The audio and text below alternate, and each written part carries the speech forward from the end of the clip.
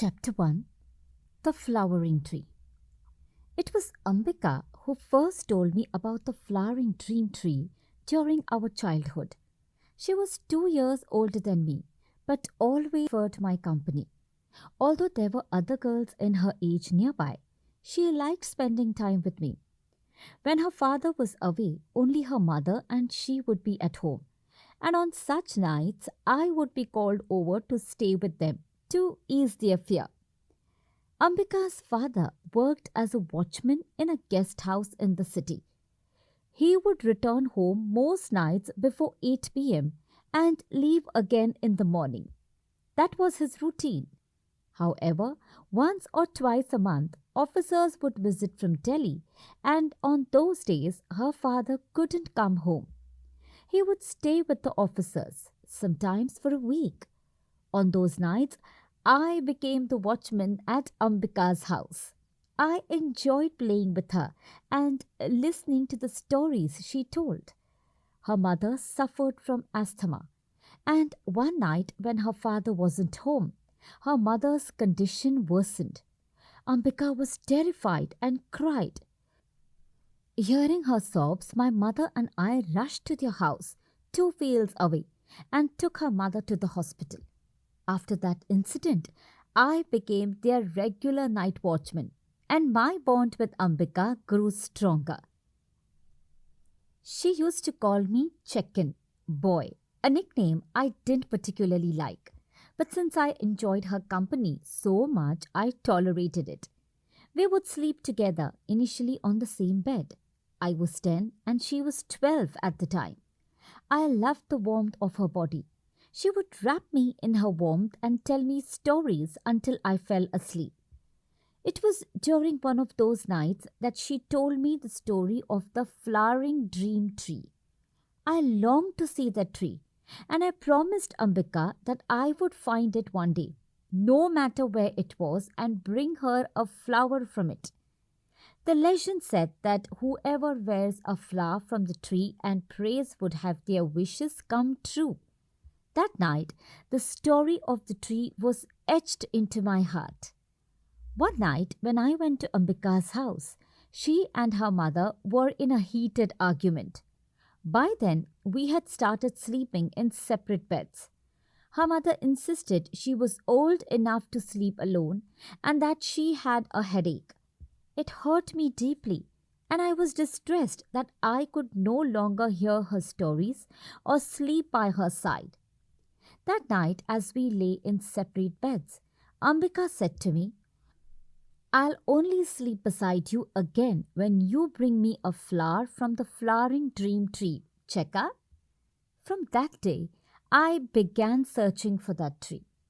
Years passed. Ambika got married and moved abroad with her husband. I still think about her. I remember the warmth of her body as I fell asleep beside her.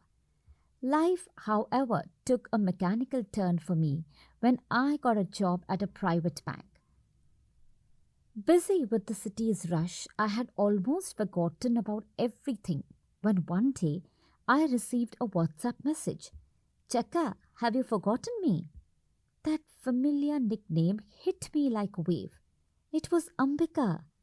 "Have you found the flower from the flowering dream tree?"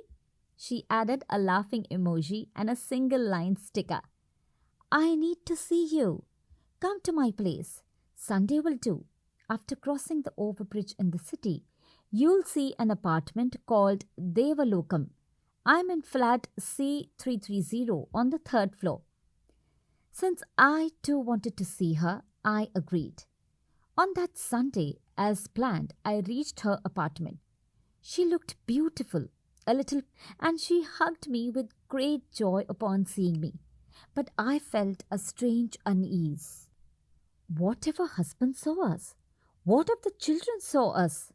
However, I quickly realized that she was the only one in the apartment. "Where's everyone?" I asked. "No one's here," she said. "My husband passed away last year, and we didn't have children. I'm all alone, Cheka." For a moment, I was overwhelmed with sadness.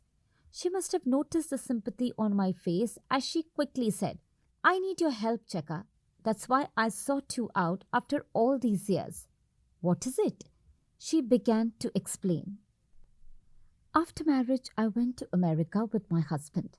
He was an extremely wealthy man with a high status job.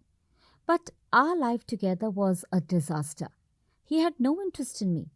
Drugs were his only companion during the nights. By morning, he would forget everything." She paused. "Every night he used a limited dose. Since it wasn't an overdose, no one except me knew about it. And because of that, no one suspected anything. He even lied to his family, saying we had a child, but he never even looked at me. Whether I was a woman or not didn't matter to him." She laughed, but I didn't find it funny. "He passed away last year. But I can't return to my house or his without fulfilling a certain condition. I can't go back without a child. There's an immense inheritance waiting, but only for those with an heir. You are the only one who can help me out of this situation." "How?" I asked. "If the child belongs to your husband if he died last year?" "I've thought of that, Cheka.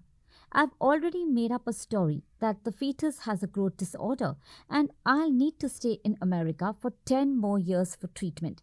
In that time, the child will grow and no one will be able to figure out its true age." As she said this, she moved closer, her lips nearing mine, her arms wrapped around me, and her familiar warmth engulfed me.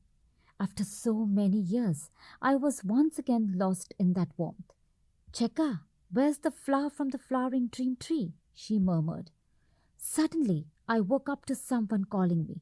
"Hey, what are you dreaming about?" I opened my eyes, thinking it was Ambika, but it was my mother standing with a cup of coffee. "Did you hear, son? Ambika from the south died in America. Her husband too." As she said that, I stared at her confused, unable to tell which was dream and which was reality.